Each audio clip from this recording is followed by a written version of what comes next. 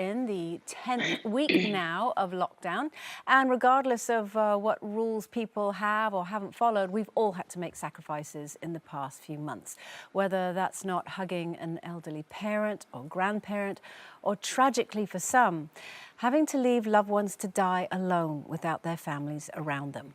All that, only to find out the man who played a part in telling us to make those sacrifices apparently went against those rules himself.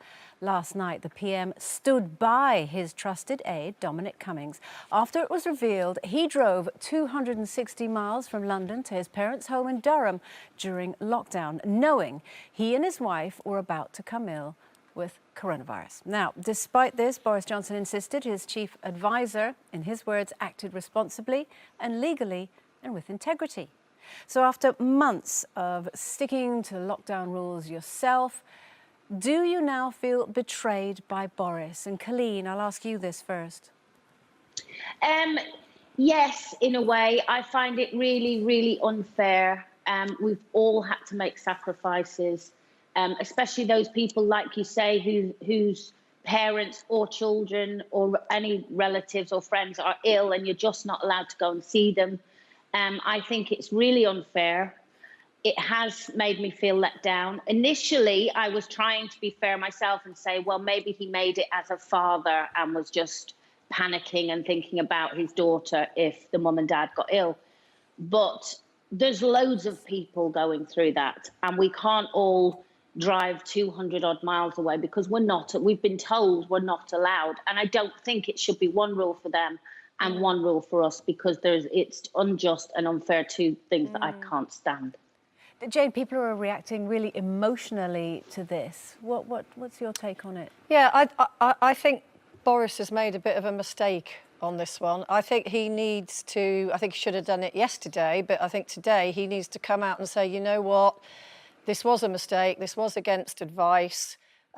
We've had very stern words, but he's a brilliant advisor.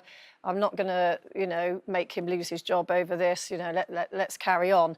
Because as ever in politics, it's not so much the original situation, it's the cover-up. Yeah. And you can see now, all these ministers are coming out. Nobody's entirely clear why Dominic Cummings seemingly broke the advice that the government was giving to everybody else. So that they've all got that look in their eye of which lie did I tell, or which lie am I backing up? Or for me, it's not so much making the journey, the initial journey, although I look at the detail of that and I think, where is the logic? If your wife has COVID, you think you might have it. Where is the logic of putting yourselves into a tin can on wheels with your 4-year-old and driving 260 miles to look after them? I don't understand that. But even if you say that's a bending of the rules, for me, the issue is the Barnard Castle visit, alleged Barnard Castle visit, where he was spotted by someone who's now made an official complaint to the police at the height of you're not allowed to make unnecessary trips to beauty spots. Yeah. And if you think back, yes, he may well have acted on fatherly instinct, but isn't it fatherly instinct to be at the funeral of your 13-year-old son when he was being lowered into the ground? We all remember that picture of the young boy Ishmael, who was, buried without anybody from his family there. It's daughterly instinct to want to go to hospital and hug your mother or father when they're dying. So I don't think that's, and in politics, it's not the actual thing, it's the look of it. Yeah. Whether he broke the rules or not, it's the look of it, and it's not good. Brenda? Yeah, I agree with everybody, what you've all said. For me, I started watching the announcement, whatever Boris was going to say, and I kind of fell asleep after about 5 minutes. So, why? Well, because I just found it a bit there's nothing changing. There's no difference. There's no, for me,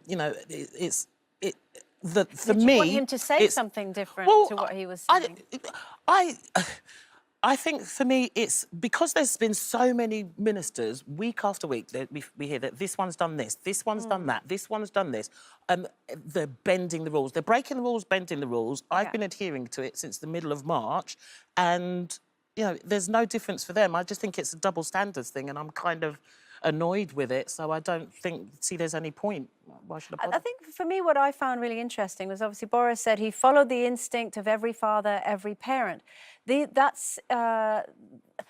not in normal times where you're right, Jane. Would be your instinct to go and comfort an ill relative, but actually you shouldn't follow instinct. You should follow rules that have been laid down by your own government. Those rules were put in to stop us following our instincts. Exactly. That's the whole point of them. And you know, I mean, I do think this is having an impact now. I think anybody who has a vulnerable person in their family is not going to take any notice of what Dominic Cummings did or didn't do. They're still going to try and protect that person. You know, they're sensible, they're intelligent people. But I think where it will have an impact, you know, I have noticed, I don't know about you, Coleen, up north, but in London, it's now as if there is no lockdown. I mean, all the parks, they look like Glastonbury Festival. And I think where it is having an impact is that young people who right at the beginning were really, really good. Yes, look, there you go. Who were really, really good and doing what they were told, and now thinking, well, I'm not a vulnerable person, I'm not at risk, so therefore I'm just going to carry on living my life. Yeah. Meanwhile, a lot of them are on 80% furlough funded by the taxpayer. So imagine if you're a nurse working in a COVID ward and you're on your way to work and you see that, and you think, well, I'm in a COVID ward doing all of this and sacrificing this and wearing all this gear, and everyone's there having a picnic. And the thing is, unfortunately, it's very hot and it's bank holiday, and I think everybody's going to be out in them parks. I saw something on the news. There was a woman that was on the news, and she was really angry at the fact that she was in this park and there were other people in the park, not social distancing. And I just looked at her and thought, you're in the park, so... Yeah. What is the difference? To be honest, that struck me every time I've seen that on the news or people outraged on social media posting a picture of somewhere crowded. And you think, you're there. You're one of the people that is making it It's crowded. crazy. Nobody knows what to do. What We about just need clarity, I think, from the government. which we had, and now we don't. Some would say that we Yeah. don't have. Can I just ask you as well? There's been some interesting debate in terms of what Dominic Cummings did, in terms of following fatherly instincts, and he did what any father that would have done. I've been listening to various commentators, and one of them in particular is getting very upset, in so much as, because he followed fatherly instinct, it meant that he loved his children more than you loved yours, or whatever relative, because he pushed the rules to one side and just followed his instinct. And that to him is he's having such an emotional reaction to it rather than a physical or a political reaction to it, I should say. What do you think about that? Yeah, I mean, it's sort of pretty much the same as what I've just said, is that, of course, everybody has a parental instinct, be it father, mother, and actually an instinct if you're a daughter or a son whose elderly relative is dying. But the rules were put in to stop us following those instincts.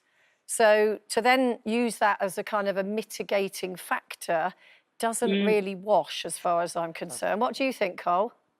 Yeah, I totally agree. And I think you're right as well that Boris could have taken the heat away from it by just admitting that what he did was wrong. Yeah.